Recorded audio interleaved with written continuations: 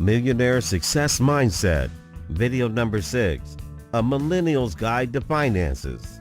Trying to understand personal finance can be intimidating, especially when you're just starting to manage your own money. And with so many ways to approach your finances and so much information out there, it can be overwhelming. So the question is, how can they exactly fulfill the financial goal? Start saving today and not in cash. It's easy to think that stashing away 50 pounds per month in a cash savings account will alleviate your financial concerns. What you may not realize is that when lower interest rates are combined with high inflation, the purchasing power of your savings will fall every year. A cash deposit account will not help you realize your retirement dreams.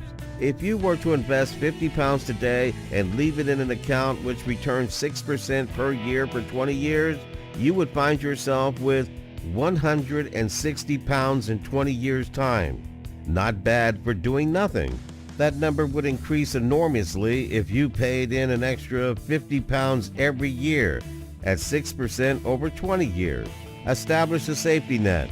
The job market may be on the rise, but any new grad or millennial will tell you finding a new job is harder. Nearly every financial advisor urges millennials to create an emergency fund. A healthy guideline is to have between 6 and 12 months worth of expenses set aside. This money should be kept in a savings or money market account where you can have quick and easy access to it. Saving this much doesn't happen overnight, so be patient and watch out for savings accounts. Find a passionate side hustle. Don't settle on your primary source of income. Start a side hustle or even find another part-time job you find fun. A side hustle gives you two things. First, you're diversifying your income, which has obvious financial benefits, but it also gives you an outlet that you will need when life becomes busier. Plus, who knows? Your passion project might evolve into something big. Your favorite tech tools. Going for the traditional method of saving sometimes do not interest millennials, so the key is to encourage them in using something they cannot live without. Yes, technology. Millennials can also be excellent and smarter spenders using applications that can guide them on how to budget effectively. There are likewise tools where discount and promo coupons can be obtained. Invest in low-cost funds. When you're buying mutual funds, keep in mind that the best predictor of a good return is how low the fees are. Remember that $500 that turns into $6,000 by the time you retire. If you invest in a fund that charges 1% annually, your $500 will be worth $4,500 at age 70. Aim for low-cost funds that charge less than 1% annually to add to your investment portfolio. Don't get fancy. You hear a lot of people brag about the killing they made in the market or the latest hot investment like cryptocurrencies.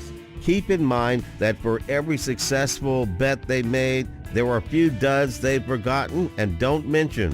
If you want to dabble in risky investments, make sure that you don't bet more than you can afford to lose. Figure out what level of risk you are willing to take on for your own lifestyle and match investments to that level of risk. Stop using your credit card.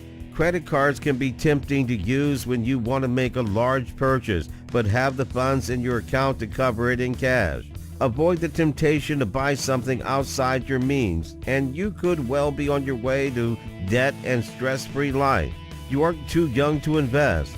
Investing early allows time for your money to earn significant interest by the time you're ready for retirement.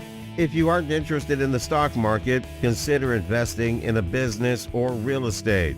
You are never too young to make your money work harder for you. Talk about money before marriage. Finding the right person to spend your life with is a process that can take some people years to accomplish. With divorce rates increasing a little each year, it is recommended to discuss finances before heading to the altar. Discussing finances can lead to a healthier relationship and clear expectations for the newlyweds.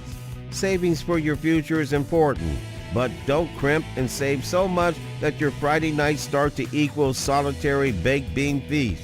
you still need to allow yourself some disposable income so that you can remain an active part of the millennial generation. Budget carefully every month and make a note of your spending, but do allow yourself a little fun on weekends. As a final thought, it's worth setting up a direct debit into your ISA or SIPP on payday to prevent any monetary lapses of self-discipline. Thank you for watching. See you in the next video lesson.